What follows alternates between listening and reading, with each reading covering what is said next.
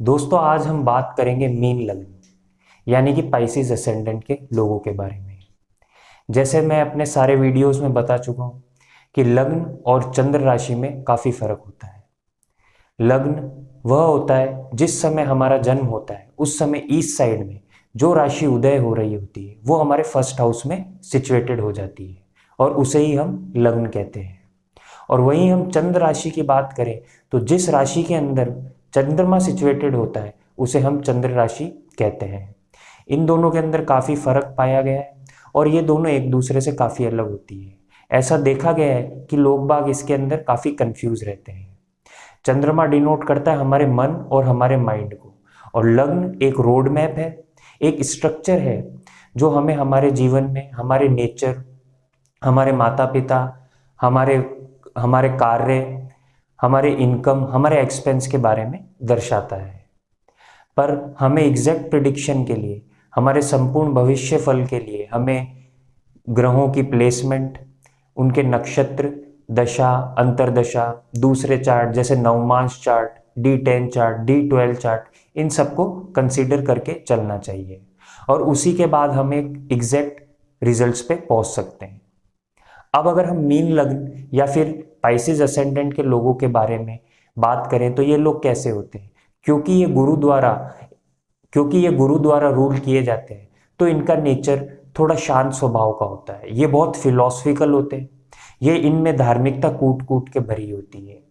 ये लोग किसी से ओपन होने में थोड़ा टाइम लेते हैं, या फिर ऐसा कह सकते हैं ये थोड़े इंट्रोवर्ड होते हैं।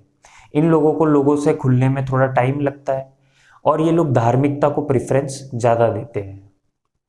अब अगर इनके सेकंड हाउस की बात करें, सेकंड हाउस डिनोट करता है हमें फैमिली, वेल्थ, हमारी सेविंग्स, हमारे इन्वेस्टमेंट्स, क्योंकि यहाँ पे मंगल द्वारा इनके सेकंड हाउस को रूल किया जाता है।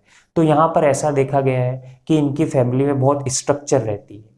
कहने का मतलब है इनके फैमिली में बहुत टाइम टेबल्स होते हैं, रूल्स रेगुलेशंस होते हैं और ये उन चीज़ों को ये फॉलो करते हैं। अगर मंगल की पोजीशन थोड़ी सी भी खराब है, कहने का मतलब है या तो वो नीच में है या कोई दोष बना रहा है, तो इनको अपने फादर से सहायता कम मिलेगी, या ऐसा कह सकते हैं इनका अपने फादर से मनमुटाव लगा रहेगा। यहाँ पर मंगल की पोजीशन बहुत ज़्यादा अगर खराब है तो यहाँ पे डोमेस्टिक वायलेंस भी देखी जा सकती है। अब इनके थर्ड हाउस की बात करें तो थर्ड हाउस डिनोट करता है कम्युनिकेशंस को, हमारे भाई बहनों को, हमारे करेज को, हमारे मोटिवेशंस को। अब क्योंकि यहाँ पे शुक्र द्वारा इनके थर्ड हाउस को रूल किया जाता है तो यहाँ पर ऐसा देखा गया है ये बोलने में काफ़ी अच्छे होते हैं। हालांकि इनको टाइम लगता है लेकिन एक बार ये किसी से जुड़ जाते हैं तो उसको ये लाइफ टाइम निभाते भी हैं। ये लोग सबके चहेते भी होते हैं और एक बार ये ओपन हो जाए तो लोग बाग इनको काफ़ी पसंद करते हैं। अब भाई बहनों की बात करें तो इनके भाई बहनों से भी रिलेशन काफ़ी अच्छे देखे गए हैं और इनकी जो भी उनसे वार्तालाप होती है या उनसे बातें होती है वो फिलॉसफी को लेकर होती है, क्योंकि इनका एट्थ हाउस भी शुक्र द्वारा रूल किया जाता है। अब यहाँ पे शुक्र की पोजीशंस को कंसिडर करके हमको चलना चाहिए। अब अगर इनके फोर्थ हाउस की बात करें तो फोर्थ हाउस हमें बताता है हमारे मकान, भूमि, वाहन, सुख को। अब क्योंकि यहाँ पे बुध द्वारा इनके फोर्थ हाउस को रूल किया जाता है तो ये लोग यहाँ पे इनको बहुत कम्युनिकेटिव बना देता है। अगर ये बाहर लोगों से खुलकर नहीं आते या बात करना कम पसंद करते हैं, लेकिन ये घर में बहुत ज़्यादा बात करते हैं अपनी मदर से, अपने पेरेंट्स से, अपने भाई बहनों से या अपने एंसेस्टर जो भी है उनसे बात करना पसंद करते हैं और किसी भी चीज़ को सॉल्यूशन निकालना चाहते हैं। लाइक ये बहुत कैलकुलेटिव भी रहते हैं अपने मकान और को लेके। अगर ये कंस्ट्रक्शन करा रहे हैं तो ये वहाँ पे बहुत कैलकुलेटिव रहेंगे। मान लीजिए यहाँ पर अगर 2 फुट की दीवार है तो उसकी क्या कैलकुलेशन रहेगी, हर चीज़ में ये कैलकुलेटिव रहेंगे। लाइफ में अगर इनके संबंध इनके फादर से सही नहीं है तो हो सकता है फादर के गुजर जाने के बाद या इनके फादर आफ्टर हिज फादर ये बहुत अच्छे मार्गदर्शक हो सकते हैं अपनी फैमिली के लिए। फिफ्थ हाउस की बात करें तो फिफ्थ हाउस हमें बताता है हमारे बच्चों के बारे में, हमारी एजुकेशन के बारे में, हमारी क्रिएटिविटी के बारे में। अब क्योंकि यहाँ पे चंद्रमा द्वारा इनके फिफ्थ हाउस को रूल किया जाता है तो चंद्रमा खुद भी एक प्लेनेट क्रिएटिविटी का है, तो यहाँ पे इनको बहुत अच्छा क्रिएटिव आदमी बनाता है।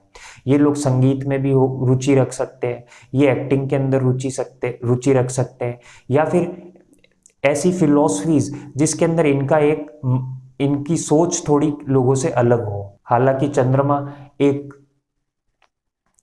एक चंचल प्लेनेट है, तो यहाँ पर ऐसा देखा जा सकता है इनके बच्चे हो सकता है कि वो थोड़े अंडर कॉन्फिडेंट हो, पर क्योंकि इनको यहाँ पे चंद्रमा की वजह से एक बहुत अच्छा पेरेंट्स भी बनाता है। ये अपने बच्चों के लिए बहुत कुछ करते हैं और उनको हर चीज की सुविधा देने की कोशिश करते हैं। यहाँ पे हमें चंद्रमा की पोजीशन को कंसीडर करके चलना चाहिए, क्या वो नीच राशि में है या कोई दोष बना रहा है, तो हो सकता है उसके बाद इसके परिणाम विपरीत देखे जा सकते हैं। इनके 6th हाउस की बात करें, 6th हाउस हमें क्या बताता है? 6th हाउस हमें बताता है रोग, ऋण, शत्रु, सर्विस को। अब क्योंकि यहाँ पर सिंह राशि आती है और ये सूर्य द्वारा रूल किए जाते हैं और सूर्य की राशि होती है सिर्फ एक, तो यहाँ पे सूर्य की पोजीशन बहुत इंपॉर्टेंट हो जाती है। अगर सूर्य की पोजीशन अच्छी नहीं है तो इनको लाइफ के अंदर रोगों से, बहुत सारे कर्ज से और बहुत सारे शत्रु से घिरा हुआ देखा जा सकता है। और क्योंकि ये इनके 2nd हाउस में मंगल द्वारा रूल किया जाता है, तो इनके यहाँ पर भी फादर की पोजीशन को थोड़ा सा खराब करता है। अब अगर यहाँ पे सूर्य की पोजीशन अच्छी है, तो अगर इनके ऊपर कर्ज और है भी, तो ये लाइफ में किसी ना किसी तरह से उससे ओवरकम हो जाएंगे। यहाँ पर सूर्य की पोजीशन बहुत इंपॉर्टेंट हो जाती है। अब अगर हम इनके 7th हाउस की बात करें, 7th हाउस हमें बताता है हमारी मैरिज के बारे में, हमारे लीगल बॉन्डिंग्स के बारे में, पार्टनरशिप के बारे में, बिजनेस के बारे में। तो जब भी इनकी शादी होती है तो ऐसा देखा गया है इनका लाइफ पार्टनर बहुत कम्युनिकेटिव होता है, वो इनसे काफ़ी बात करना पसंद करता है, इनकी बातों को समझने वाला होता है। यहाँ पर ऐसा भी हो सकता है अगर ये अपनी लाइफ के अंदर अपनी फैमिली के अंदर डोमिनेटिंग नहीं है, तो इनके लाइफ पार्टनर इनका वो रोल अदा कर सकता है। वो हर चीज को कैलकुलेटिव करके, हर चीज को जैसे घर के अंदर बजट बनाना, किस चीज को कैसे रखना, उस चीज का सॉल्यूशन निकाल सकता है। अब यहाँ पे बुध की पोजीशन बहुत इंपॉर्टेंट हो जाती है, उसी के बाद हम एक एग्जैक्ट प्रिडिक्शन पे पहुंच सकते हैं। 8th हाउस की बात करें, 8th हाउस हमें बताता है अकल्ट साइंस, ससुराल के बारे में, रिसर्च, फिलॉसफी। ऑलरेडी ये लोग बहुत फिलॉसफी के तरफ इनका झुकाव होता है और यहाँ पे शुक्र द्वारा इनके 8th हाउस को रूल किया जाता है। पर क्योंकि ये तुला राशि है, तो अगर ये फिलॉसफी या किसी अध्यात्म या एस्ट्रोलॉजी, तांत्रिक विद्या, वास्तुशास्त्र, इन सब चीज़ों में अगर इनकी रुचि भी है, तो ये उस चीज़ को भी लेके काफ़ी बैलेंस रहते हैं। ये ऐसा नहीं होता कि एक्सट्रीम लेवल पे उनकी तरफ झुक जाते हैं। ये लोग अपना टाइम लेते हैं और इनको पता होता है कि प्रैक्टिकल लाइफ में इनको कितना सहयोग देना है और ये अकल्ट साइंस के अंदर इनको कितना अपना सहयोग देना है। इस वजह से शुक्र की यहाँ पे पोजीशन इंपॉर्टेंट हो जाती है। इनके 9th हाउस की बात करें तो 9th हाउस डिनोट करता है स्पिरिचुअलिटी को, फादर को, हमारे लक को, छोटी मोटी यात्राओं को। क्योंकि यहाँ पे मंगल द्वारा इनके 9th हाउस को रूल किया जाता है, तो यहाँ पर एक एनर्जी का संचार होता है। ये अगर स्पिरिचुअल है तो ये लोग उसके अंदर पूरी अपनी एनर्जी देते हैं, अपना 100% देने की कोशिश करते हैं। इनकी सोच स्पिरिचुअलिटी को लेके दूसरे लोगों से काफ़ी अलग होती है। अगर ये ठान लेते हैं कि मुझे ये काम करना है या फिर मुझे आध्यात्मिक में किसी चीज़ को फॉलो करना है, तो ये उसको पूरे 100% अपना देते हैं और उसको फॉलो करते ही रहते हैं।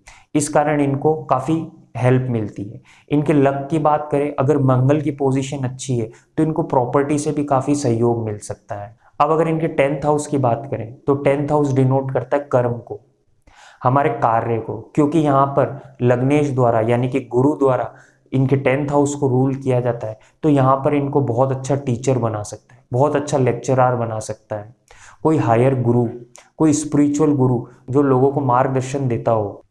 यहाँ पर ऐसा भी देखा गया है ये लोग बैंक में या ऐसी फाइनेंशियल ऑर्गेनाइजेशन में बहुत अच्छा काम करते हैं, क्योंकि गुरु डिनोट करता है फाइनेंशियल को भी।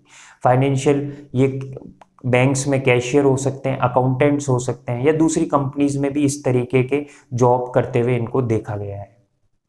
11th हाउस की बात करें, 11th हाउस हमें बताता है हमारी इनकम के बारे में, हमारी सोशल लाइफ में। अब यहाँ पे शनि द्वारा इनके 11th हाउस को रूल किया जाता है। शनि क्या है? शनि एक मैच्योर प्लेनेट है और हर चीज में टाइम लेता है, तो इनको अपनी इनकम जनरेट करने के अंदर टाइम लगता है। आफ्टर 30s 40s ये लोग अच्छा पैसा कमाने लगते हैं और उसके बाद ही ये लोग उसको सेव करना भी सीख जाते हैं। कहने का मतलब है ये धीरे धीरे ऊपर बढ़ते हैं। इनकी सोशल लाइफ की बात करें, क्योंकि ये आइसोलेशन में रहना पसंद करते हैं, अकेलापन इनको पसंद है, तो हो सकता है सोशल लाइफ ये पसंद ना करें, लेकिन ये जिससे भी जुड़ते हैं वहाँ पे ये काफ़ी अच्छा रिलेशन स्थापित करते हैं और उसको निभाते भी हैं। शनि की प्लेसमेंट यहाँ पर भी बहुत इंपॉर्टेंट हो जाती है। 12th हाउस की बात करें, 12th हाउस क्या डिनोट करता है? 12th हाउस डिनोट करता है मोक्ष को, वैराग्य को, एक्सपेंसेस को, या ऐसी जगह जहाँ जो जो हमें इस संसार से अलग करती हो, इस सांसारिक दुनिया से अलग करती हो, जैसे हॉस्पिटल्स, जेल्स, आश्रम्स। अब क्योंकि यहाँ पे भी शनि द्वारा इनके 12th हाउस को रूल किया जाता है, तो यहाँ पे क्योंकि ये खुद ऑलरेडी मीन लगन के हैं, क्योंकि ये इनको गुरु रूल करता है, तो इन लोगों को अपने लाइफ में अगर ये शुरुआत में इन चीज़ों से जुड़ाव नहीं है, तो ये लाइफ में आफ्टर 40 50 ये लोग इन चीज़ों से जुड़ जाते हैं। ये लोग आश्रम्स को पसंद करते हैं, स्पिरिचुअलिटी को पसंद करते हैं। ये चीज़ें इनकी तरफ देखी गई है। अब अगर इनके एक्सपेंस भी होंगे तो या तो वो बहुत कम होंगे, अगर शनि की पोजीशन खराब है तो हो सकता है बड़े एक्सपेंसेस भी इनके देखे गए हैं। दोस्तों, ये था मेरा एनालिसिस मीन लगन के जातकों के बारे में, पर ये सिर्फ एक रोड मैप है। ये हमें कुछ हद तक हमारे जीवन के बारे में बताता है।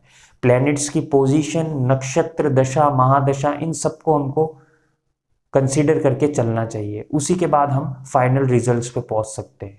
अगर आपको मेरा वीडियो पसंद आया तो प्लीज़ लाइक करें, शेयर करें और सब्सक्राइब करें।